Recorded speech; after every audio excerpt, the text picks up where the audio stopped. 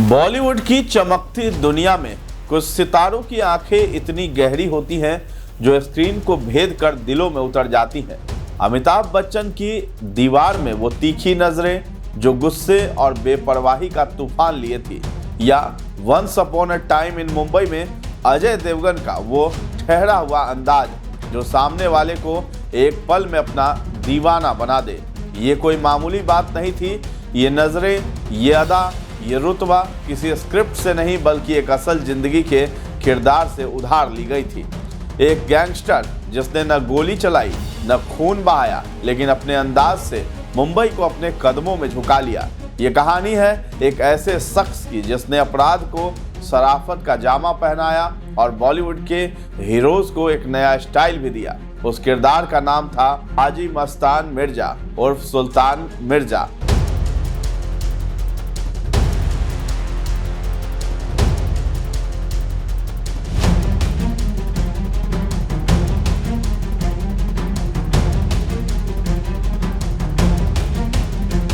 एक समय था जब मुंबई में डॉन मस्तान मिर्जा की तूती बोलती थी, लोग थर-थर कांपते थे।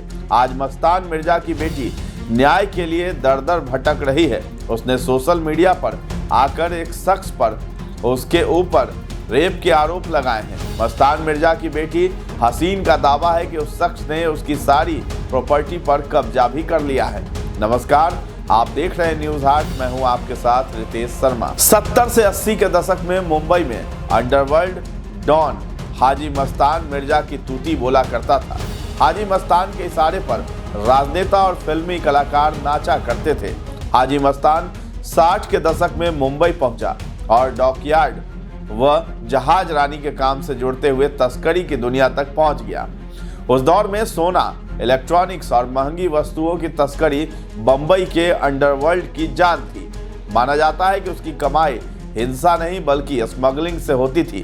हाजी मस्तान की जिंदगी का एक दिलचस्प पहलू उसका बॉलीवुड कनेक्शन और एक पॉलिटिकल पार्टी बनाना था। अब उसी की बेटी हसीन मस्तान मिर्जा सरकार से रहम की भीख मांग रही है। नरेंद्र मोदी जी के पास ये बात पहुंच सके, श्री नरेंद्र मोदी जी, श्री अमित शाह जी, उनके पास ये बात पहुंच सके कि मस्तान मिर्जा की बेटी के बारे में भी हम इस वीडियो में बताएंगे, लेकिन उससे पहले जान लीजिए मस्तान से सुल्तान बनने तक का सफर। 1 मार्च 1926 को तमिलनाडु के कुडलोर में जन्मा मस्तान एक गरीब किसान का बेटा था। घर में पैसे नहीं थे, रोटी तक नसीब नहीं थी और जब भूख ने पेट का दरवाजा खटखटाया तो मस्तान का परिवार मुंबई की ओर चल पड़ा। सपनों का एक हसीन शहर जहां चमक दमक और गरीबी एक साथ सांस लेती थी। उस वक्त मुंबई को लोग बम्बई के नाम से जानते थे।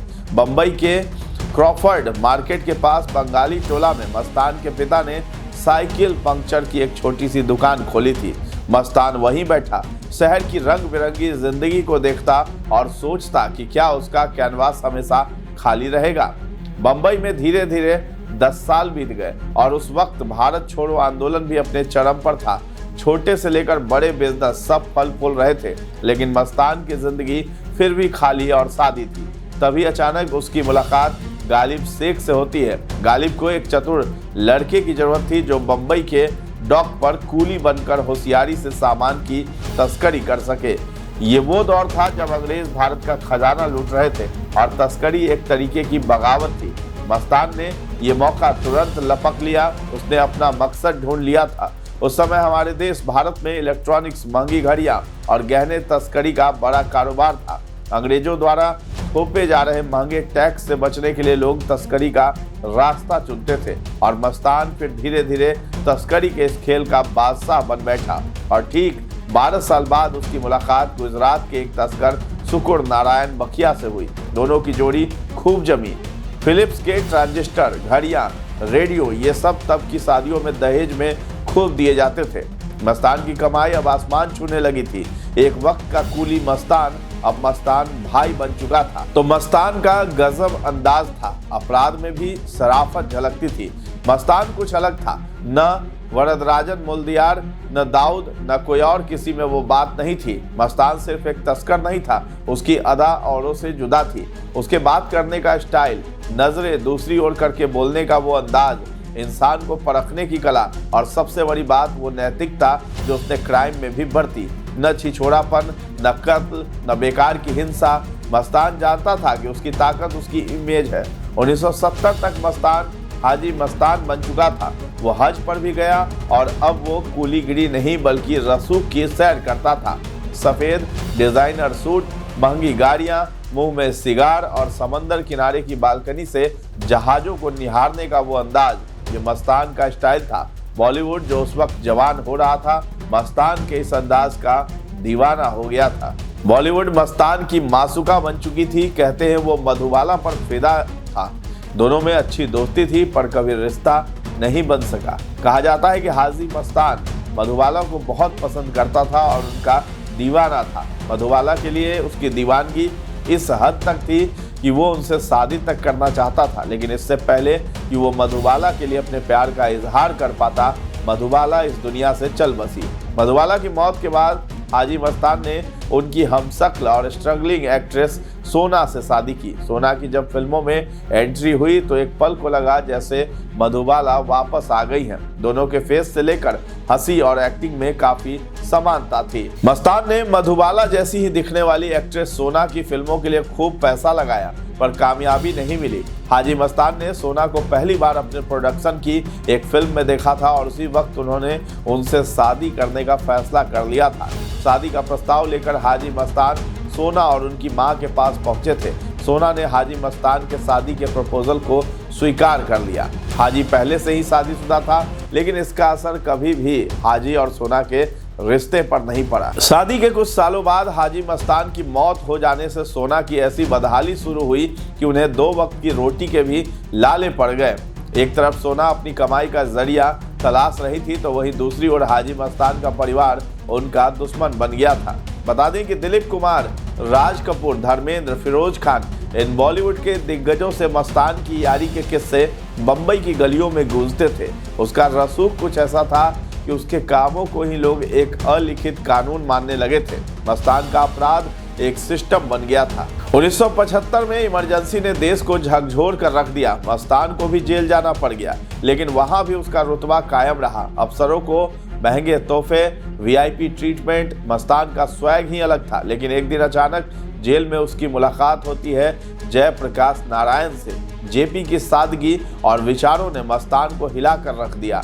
18 महीने बाद जब वो बाहर आया तो उसने अपराध की दुनिया को अलविदा कह दिया। कहते हैं उसने इंदिरा गांधी को रिहाई के लिए पैसे की पेशकश की थी पर बात नहीं बनी। इमरजेंसी में उसने कई नेताओं को छुपने में मदद भी की, जिसका फायदा उसे बाद में मिला।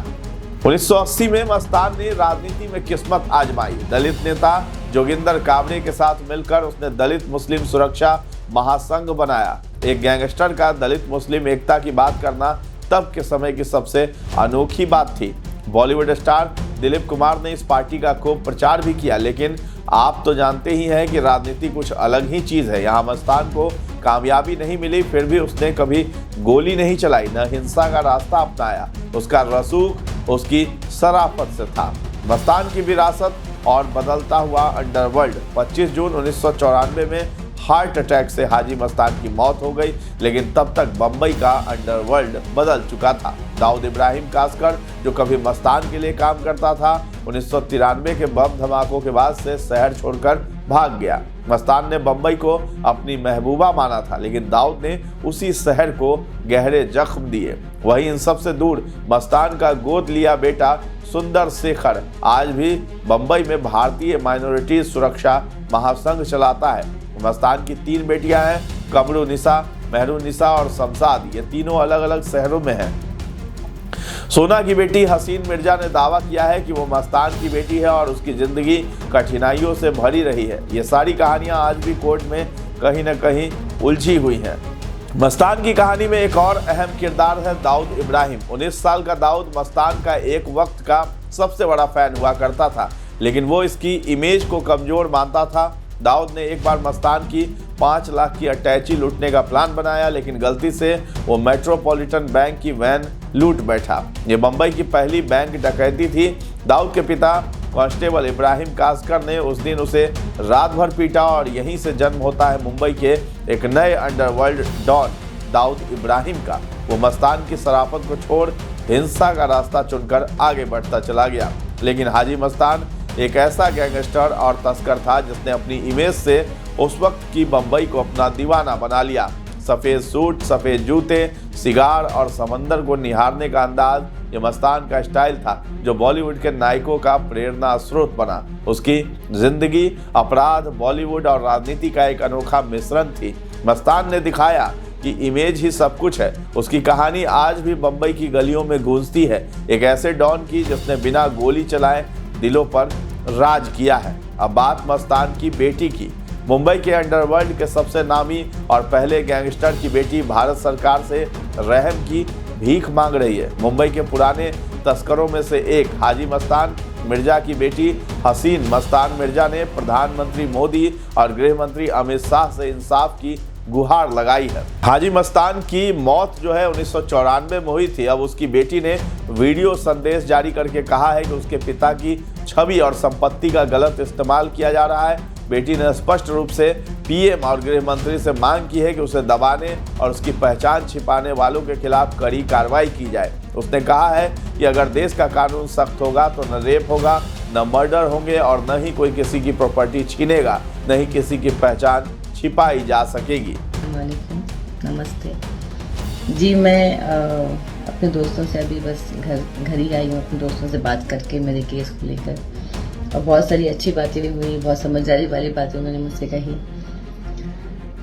तो मैं इतने सालों से मेरे केस को लेके बस बातें करते रहती हूँ। कोई उस पर सीरियस होके कोई भी मीडिया भी सपोर्ट करने उस तरीके से नहीं आ रही है। अभी मुझे कुछ मीडिया ने कहा है कि हम आपको कांटेक्ट करना चाहते हैं, तो मैं चाहती हूँ जो भी मीडिया है और जहाँ पर नरेंद्र मोदी जी के पास ये बात पहुँच सके, श्री नरेंद्र मोदी जी, श्री अमित शाह जी, उनके पास ये बात पहुँच सके कि हम औरतें या आदमी जो इतने सालों से अपने हक के लिए लड़ रहे हैं, तो आप प्लीज़ हमारे देश के कानून पे प्लीज़ सर इसको स्ट्रिक्ट कीजिए। आपसे हाथ जोड़कर विनती है, आप हमारे देश को चला रहे हैं, आप इस वक्त हमारे प्राइम मिनिस्टर हैं, अमित शाह जी आप होम मिनिस्टर हैं।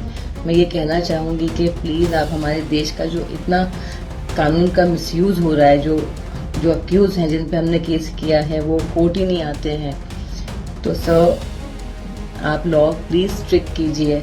अगर हमारे देश का लॉ स्ट्रिक्ट होगा तो ना रेप होगी, ना मर्डर होंगे, ना कोई किसी का प्रॉपर्टी आइडेंटिटी, जैसे मेरी आइडेंटिटी छुपाई गई, मेरी प्रॉपर्टी ले ली गई, मुझे रेप किया गया, मुझे मर्डर करने की भी कोशिश की गई। तो ये जो मेरे साथ हो रहा है और भी लोगों के साथ जो हो रहा है, गए आए दिन में हम न्यूज़ देखते हैं कि रेप हो गया, मर्डर हो गया, प्रॉपर्टी ले ली गई। तो अगर हमारे देश का कानून इतना स्ट्रिक्ट रहेगा तो क्राइम करने से पहले 10 बार लोग सोचेंगे। हसीन ने सोशल मीडिया पर यह वीडियो जारी कर कहा है कि बीते कई सालों से वो अपने केस को लेकर सिर्फ बातें करती रहती हैं, कोई उस पर सीरियस नहीं होता है, न ही मीडिया उसे सपोर्ट करती है और न ही कानून सख्त है। हसीन मिर्जा का दावा है कि उसकी पहचान छिपाई गई, प्रॉपर्टी ले ली गई, रेप किया गया, मर्डर करने की भी कोशिश हुई। अब उसने पीएम मोदी और अमित शाह से देश के कानून को और सख्त करने की भीख मांगी है। तो बता दें कि 70 और 80 के दशक में हाजी मस्तान मिर्जा का एक बड़ा नाम था, जिसके इशारे पर फिल्मी दुनिया और राजनेता नाचा करते थे। अब पिता की संपत्ति को लेकर बेटी का ये वीडियो सोशल मीडिया पर तेजी से वायरल है। हाजी मस्तान बम्बई का पहला नामी डॉन रह चुका है। 70-80 के दशक में हाजी मस्तान को मुंबई का गॉड फादर भी कहा जाता था। उसका सिक्का 1960 के दशक से लेकर 1980 के दशक तक चलता था। वो अवैध सोने, चांदी और इलेक्ट्रॉनिक सामानों का तस्कर था, जो बाद में संगठित अपराध के सम्राट के रूप में स्थापित हुआ। तो हसीन मस्तान मिर्जा ने कहा है कि मुझे समझ नहीं आ रहा कि 8 बार शादी करने वाला और मेरे ही बंगले में मेरा बलात्कार करने वाला अपराधी अभी भी कैसे आराम से रह रहा है, मेरे पैसे का आनंद ले रहा है और मेरी संपत्तियों से किराया ले रहा है। उसने मेरी जिंदगी पूरी तरह बर्बाद कर दी है। मेरा बंगला जुहू वाला पाम स्प्रिंग में बंगला संख्या 14 पर स्थित है और वीरा देसाई हिल पार्क A2 306 में मेरा फ्लैट भी उसने किराए पर ले रखा है।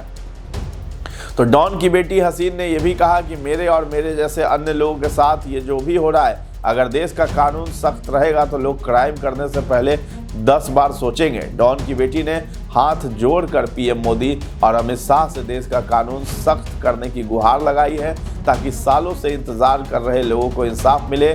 70 के दशक में सबको अपनी उंगलियों पर नचाने वाला मुंबई का अंडरवर्ल्ड डॉन हाजी मस्तान मिर्जा की बेटी हसीन मस्तान मिर्जा की ये मांग अब सोशल मीडिया पर काफी वायरल हो रहा है। तो कैसी लगी है ये कहानी हमें कमेंट सेक्शन में जाकर के जरूर बताइएगा और हमारे चैनल को अभी तक आपने सब्सक्राइब नहीं किया है तो जरूर कर लें। धन्यवाद।